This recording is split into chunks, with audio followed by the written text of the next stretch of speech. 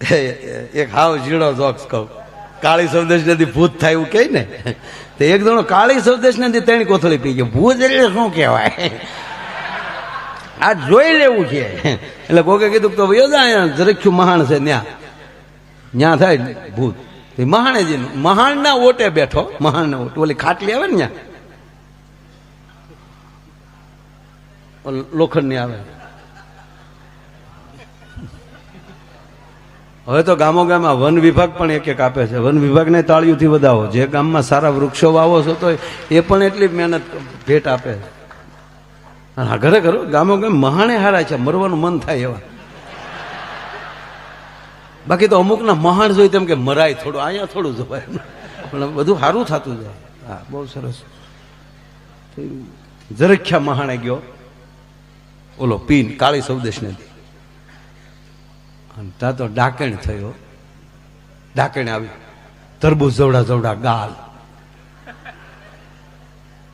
શેન્ટિંગના હરિયા જેવા વાળ.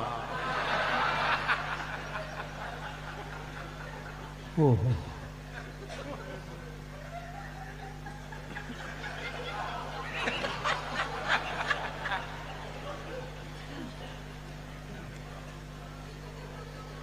બાવીસ ફૂટની ઊંચાઈ, અવડી અવડી તો આંગળીઓ. અવડાવડા ન ખવડાવડા. રાજા માપમાં કઈ ભૂલ હોય કહેજે પાછું. અને ઓલો કોથળી પીને બેઠેલો, ઓલે હા કરતે કરતે આવી તો બેઠા બેઠા આવો આવો બેન બે બે આવો.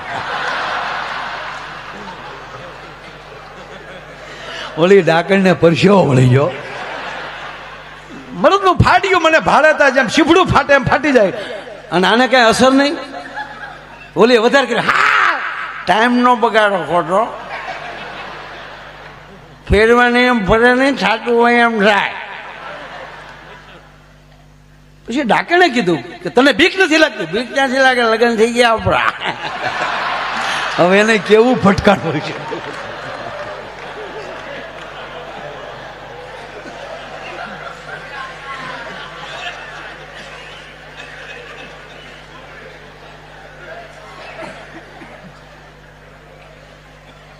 દાદા તમે દાંત કાઢી જાઓ, મને એમ થાય વિશ્વએ દાંત કાઢી લીધા.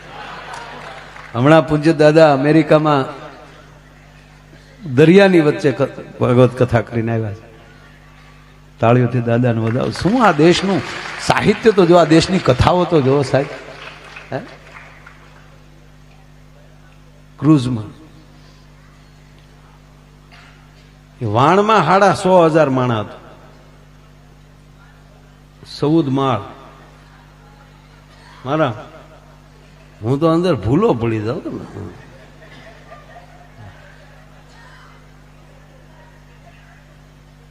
અરે હું કોઈ દિવસ ને નાની હોની દુકાનમાં જાવ જ નહીં. હું રોલેક્સ ની દુકાનમાં જોઈ, ઘડિયાળ રોલેક્સ મેનેજર આમ મળ્યો ટાઈ કરવા.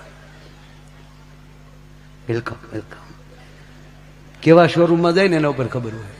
સાલુશીલા ઘડિયાળના કોલ અમદાવાદ એનો મેનેજર માવો થોડો કેવી લઈ શકે જેવી હોય એવી કાઢી દઈએ આગળ આપણે.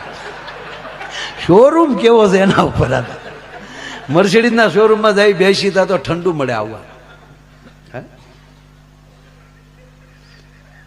અને આપણા ગેરેજે ગયા તો સા લેવી શું લેશો તમે? બહુ સરસ ખરેખર. આપણે પ્લેનમાં જાય બાપુ તો એરપોર્ટમાં જાહેરાત થતી હોય એ કેવી મીઠી મીઠી લાગે. આમ એમ થાય કે હજી પ્લેન ભલે મોડું થાય, સાંભળ્યા જ કરી. કૃપયા ધ્યાન દીજીએ,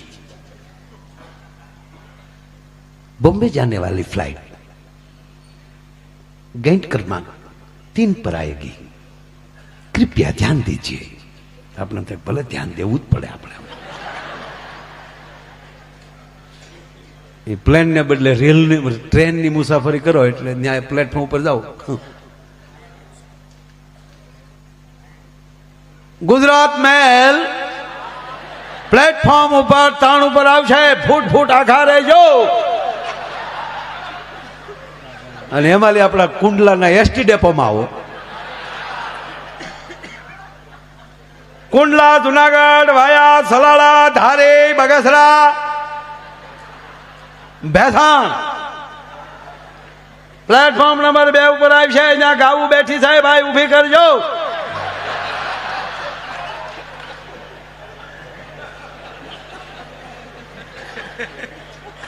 તમે ક્યાં જાવ છો એના ઉપર આધાર છે. આ શ્રાવણ મહિનો ગયો પછી ભાદરવા આવ્યો. ભાદરવાના 15 દી ગયા તરત પાછો હરાદ આવ્યા ને. હરાદ આવ્યો. એક ભાઈ ફોન આવ્યો મને કે માયાભાઈ કાલે જમવા પધારવાનું છે. હું શું છે કે અમારા દાદાને હરાદમાં ભેળવીએ. મેં તારો દાદો જીવતા કુટુંબમાં નહોતો ભેળવ્યો, હરાદમાં ભળે એનો ઈ. કારણ કે અમુક અમુક ઉપરથી જે આવ્યા ને હાવ સર્કિટ વગેરે જાય. મારા હામું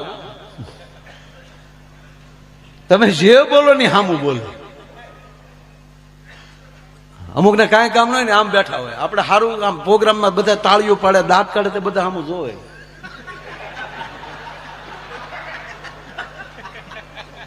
હું એવા હી કરો ભજન અવાજ હોય ભજન એમ કેવો ભજન હું હી કરો છો તો આપણે ભજન ચાલુ કરીએ. મમતા મરે નહીં. મારી વહુનું નામ એને કેમ ખબર પડી?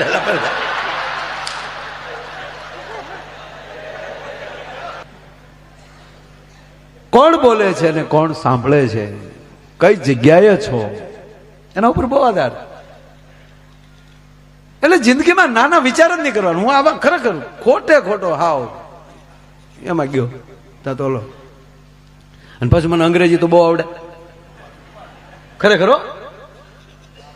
હું આખો પ્રોગ્રામ અંગ્રેજીમાં કરી શકું પણ ન કરું. હું હાઈલી અંગ્રેજી બોલું તમે ન સમજો આપણે ધંધો કામ કરવો જોઈએ છે સાહેબ. મારું અંગ્રેજી અમેરિકન નથી સમજી શકતા. પછી તો પૂરું થઈ જાય ને. એરપોર્ટમાં હું અંગ્રેજી બોલું, અરે એર હોસ્ટેસ પ્લેનમાં આવીને મને પૂછે ને હું જે અંગ્રેજી બોલું વહી જાય બેસાડી. હા હું બોલું ને એટલે તરત બીજીને બોલાય નાખે હું બોલે. હા એ સમજી રહી તો ઉતરી જાય. પછી કહેતો જાવ ઓલે ફેરે બેન ઓલે ફેરે. અને હકીકત તો એ છે ને ન સમજાય અને અઘરું કહીએ આપણે બસ. અને કોઈ સમજવું જ નહીં. સમજી લેવું પછી મજા નહીં આવે. આ સંદ અમે એટલા ગાઈ તમે સમજ્યા કોઈ દી? અમે ન સમજ્યા તોય બે ને મજા આવે. બોલો અમને ગાવાની મજા આવે, તમને સાંભળવાની મજા આવે. ક્યાં વાત કેટલું ખેંચી લીધું.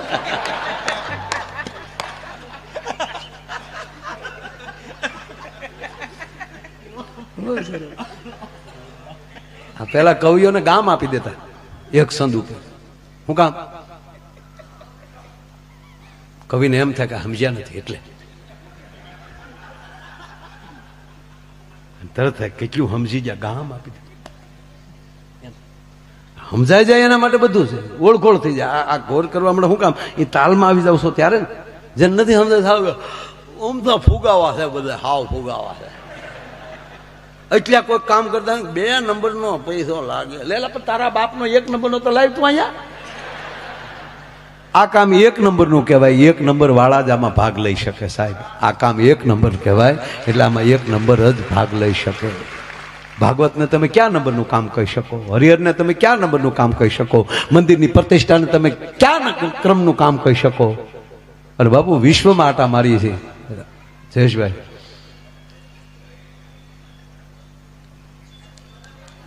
વિશ્વનો માણસ પથ્થર જેવો મળ્યો છે ખાવા. ભારત સિવાય અમે સૌરાષ્ટ્ર કે આપણા ભારત સિવાય ક્યાંય એવું નથી કે મોટા બાપુ આવે પછી જમવા બેસી, માં આવી જાય પછી જમવા બેસી, કાકા આવી જાય પછી જમવા બેસી. એવું ભારત સિવાય ક્યાંય નથી. અમેરિકામાં આપણા ફેમિલી છે ને પૂછ્યો, ત્યાંની મૂળ પબ્લિક છે એ કોઈની રાહ જોતા જ કયો. ભાગતા બાકી મેલતા આખો ભાવ મેં ગાળ્યો, છેવટમાં શૂન્ય તણો સરવાળો. જેવી રીતે જગતના ચોકમાં જન્મ લીધો અને જેવી રીતે ખાલી હાથે આવ્યા થાય એ રીતે ખાલી હાથે જવાનું. પણ કહેવા ગયો સાહેબ એ શૂન્યતનો સરવાળો કોના માટે છે? જેણે કંઈ કર્યું નથી. પણ કહેવા ગયો જેણે આવા કાર્યો કર્યા હોય, આવા મંડપો નખાવ્યા હોય, આવી ભાગવત કથાઓ કરાવી હોય, એટલા માણસોને હરિહર કરાવ્યા હોય. એનો સરવાળો કોઈ દી શૂન્ય નથી થતો. અખિલ બ્રહ્માંડના માલિક નહીં, જોવા માટે ધરતી ઉપર ધક્કો થાય ભલા. જે ભોજનરામ બાપાએ જલિયાણ જોગી જેવા શિષ્યને ધારણ કર્યા, ગુરુની પરંપરા પાળી, અને એ વ્યક્તિ, હવે તમે સાંભળી લો કે આજે ભોજનરામ બાપાને 225-28 વર્ષની આજુબાજુનું. હવે એ વર્ષો પહેલા આપણા દાદા કોણ હતા એ આપણને ખબર નથી, આપણને ભોજનરામ બાપાની ખબર છે. શું કામ? જેણે ભજન કર્યું ને એને પેઢીયું ન ભૂલે ભલામણ. આપણે બધા બેઠા, આપણે 250 વર્ષ પહેલા આપણા દાદા કોણ હતા? એ આપણો દાદાને ભૂસવું પડે.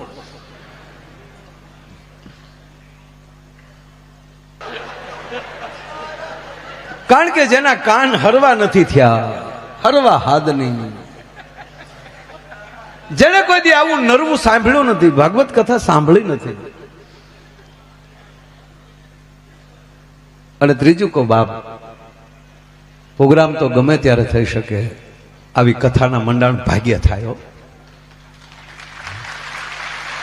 જયેશભાઈ, તમને અને તમારા પરિવારને આ નવા વર્ષની ખૂબ શુભકામના આપું, અને ભગવતી એટલું આપે કે આવા કાર્યો કાયમ આવા કરતા રહ્યો સાહેબ. અને તમને વિશ્વાસથી કહું કે તમે એમ કીધું કે જે ખર્ચો થાય અમારો પરિવાર અમારો આપશે, અને તમામ વસ્તુ સદમાર્ગે વાપરવાની છે.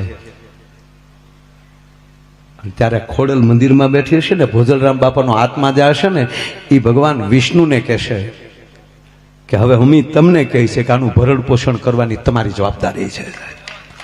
કારણ કે એની જેની કથા તમે કરાવો, જેની કથા કીર્તન થતા હોય, જેના ભગવાન નારાયણનું વાંગમય સ્વરૂપ તમારા ગામમાં આવી જાય, અને હું છાતી ઠોકીને કહું કે જે ગામમાં ભાગવત કથા વંચાઈ જાય ને, એ પરિવારને, એ ગામને હિમાડા લાગતા હોય ને, જે ગામની વ્યક્તિ અહીંયા આવી જાય ને, એ વિશ્વાસથી કહું બાપ, એ પરિવારને પછી ગંગાએ ધક્કો ખાવાની જરૂર નથી. જાજો, હું એમ નથી કહેતો ગંગાએ, પણ ગંગાએ જવાની જરૂર નથી રહેતી. આપણે ધંધુકારી તો નથી ને. એનો ભાઈ જયારે ગૌકર્ણ કથા કરે, જેને ગયાજી જાય તોય મોક્ષ ન મળે, ગંગાએ જાય તોય મોક્ષ ન મળે, અને એ જ વ્યક્તિ મહાપુરુષો, સંતો, ઋષિઓ એમ કે હે ગૌકર્ણ મહારાજ, તમે ભાગવત કથા તમારા મુખેથી સંભળાવી ગયો તમારા ભાઈને. અને મજા એ છે દાદા પાસે કે આ કથા એવી છે કે મર્યા પછી સાંભળીએ તોય માળો મોક્ષ મળે, જીવતા સાંભળીએ એટલે ટનાટન. કારણ કે અમે ત્રણેય સાંભળી છે. નારદજી પણ કથા કહે છે આમાં, સુખદેવજી મહારાજ પરીક્ષિતને જીવતા કહે છે, 7મા દિવસે કે નષ્ટ મોહ હવે. અને ગૌકર્ણ મહારાજ ઓલો પ્રેત યોનીમાં ભૂત થયો છે, એનો હગો ભાઈ ધંધુકારી. એટલે મર્યા પછી સાંભળીએ તો આપણે મોક્ષ થઈ જાય. એટલે અત્યારે કોઈ ન સાંભળવી તો વાંધો નહીં. હા, જીવતા આટા મળી ગયો, પણ ભૂત થાઓ